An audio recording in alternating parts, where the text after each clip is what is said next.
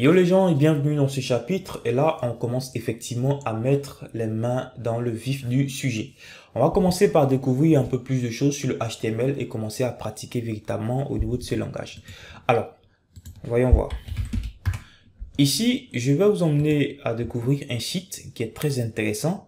Et franchement, je vous dis, ça sera votre meilleur ami. Donc, autant vous habituer à ce site dès maintenant. C'est le MDN, donc le Mozilla Developer Network. OK? Donc, sur ce site, en soi, on a la documentation officielle de la majorité ou du moins des technologies du web. OK? Ici, vous allez voir par exemple qu'on a des informations, donc la documentation du HTML, CSS, JavaScript et ainsi de suite. OK? Mais ce qui nous intéresse aujourd'hui, c'est tout simplement la doc au niveau du HTML. Vous allez voir qu'ici, on a tout ce qu'on veut savoir au niveau du HTML. Même petit warning, je vous déconseille franchement de venir bosser directement donc sur la documentation parce que ça va être un long processus. Tout simplement parce que ici, c'est vrai qu'on a un tout petit peu d'organisation au niveau du contenu, mais vous allez vous rendre compte très vite que le contenu est un peu désorganisé, ainsi de suite. Donc du coup, c'est tout un art de trouver l'information adéquate sur le MDN. Mais ne vous inquiétez pas, comme je vous l'ai promis, je vais vous enseigner cet art-là et nous allons ensemble apprendre à trouver rapidement des informations essentielles sur la documentation. OK? Alors, comme je vous le disais tantôt, voilà, le HTML, c'est tout simplement l'Hypertext Markup Language et c'est un langage de balisage. Si vous vous souvenez, lorsque je tapais par exemple google.com et qu'on faisait ça, je vais tout simplement taper F12 ici pour ouvrir la console. Alors, ici, tout ce que vous voyez là, en réalité, c'est pratiquement du code HTML. Vous remarquez toujours qu'on a ces petits trucs là, voilà, ces petits crochets, des petits noms et ainsi de suite. Ok, c'est ce qu'on appelle les éléments HTML, d'accord? Donc tout ce que nous allons vouloir coder en HTML, tout contenu que nous allons vouloir étudier ou voir ou mettre en place au niveau de notre site internet va être écrit grâce à des éléments HTML. Ok, donc il est capital alors de comprendre comment sont structurés ces éléments HTML, puisque dans tout ce que nous allons vouloir faire comme édition de contenu, nous allons utiliser du HTML. Alors rapidement, voyons un tant soit peu comment se structure un élément HTML. Si vous vous souvenez, je vous avais mis par exemple ici, lorsque j'avais créé un fichier, on va effectivement créer un fichier. Ok. Ici, venir là, par exemple, n'oubliez jamais de mettre l'extension .html. OK? Alors, ici, ce qu'on va faire, c'est qu'on va ouvrir ça avec Visual Studio Code. Et voilà. Et je vous avais mis, par exemple, salut les gens. OK? Voilà. Ici, ce qu'on va faire, c'est qu'on va ouvrir notre code HTML. Et vous remarquez effectivement qu'on a quelque chose qui s'affiche là. Mais le truc, c'est quoi? C'est que, imaginez que vous voulez écrire un titre et que vous voulez l'afficher en grand. Eh bien, ça sera compliqué. Parce que, imaginons, par exemple, que j'écris mon titre HTML.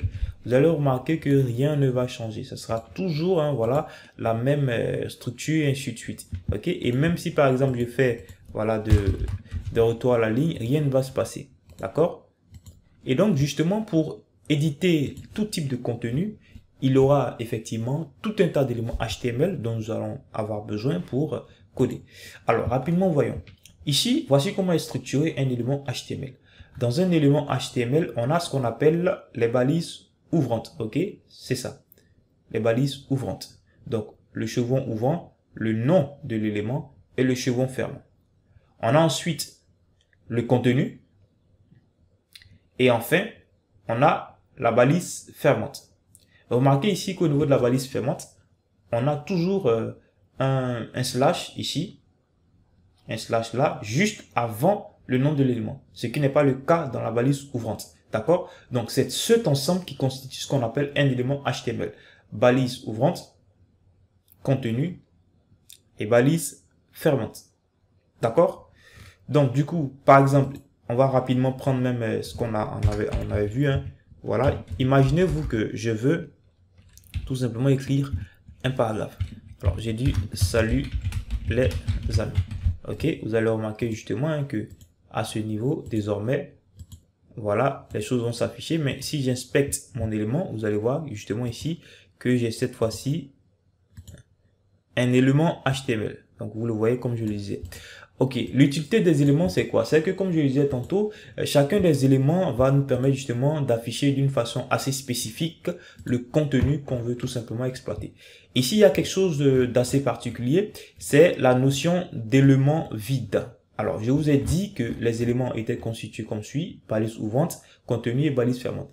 Mais il y en a quelques-uns qui font exception. C'est ce qu'on appelle les éléments vides ou balises orphelines, d'accord? Si vous remarquez ici à ce niveau, par exemple, si on prend ça, vous allez voir qu'il n'y a pas de balise fermante ni de contenu. C'est ce qu'on appelle des balises orphelines ou des éléments vides. On a juste le nom de la balise, donc on a juste en soi une balise ouvrante parce que vous voyez là, on a le chevron ouvrant, le nom de l'élément et le chevron fermant. Ce qu'on a là, c'est ce qu'on appelle des attributs. Ok? Donc, retenez qu'il y a deux principaux types d'éléments HTML. Donc, les éléments HTML qui sont classiques, hein, et les éléments vides ou balises orphelines. Un autre truc assez essentiel, c'est, comme je le disais tantôt, la notion d'élément. Pardon, la notion d'attribut. Un attribut, c'est quoi? C'est tout simplement une information qui va permettre de donner plus d'informations sur notre élément HTML. D'accord? Par exemple, ici, imaginons que j'ai, par exemple, deux paragraphes. OK? Ici, on a un attribut classe et paragraphe 1. Remarquez là comment est structuré donc un attribut. C'est simple. On a ici le nom de l'attribut, un égal, et la valeur de l'attribut entre griffes ici. Ça peut être soit des griffes comme ça ou simple griffes. Ok, ça dépend. Mais on a toujours le nom de l'attribut, le égal et la valeur de l'attribut. C'est cet ensemble qui constitue ce qu'on appelle un attribut HTML, comme vous le voyez ici à ce niveau. D'accord?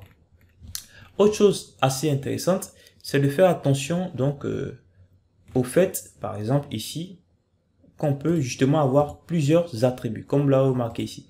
Au niveau par exemple de l'élément vide qu'on a vu là, un élément HTML peut avoir plusieurs attributs. Mais faites attention, il ne faut jamais que je trouve, ou bien il ne faut jamais qu'on voit des attributs dans la balise fermante. Les attributs HTML se placent toujours dans la balise ouvrante de notre élément. Ok?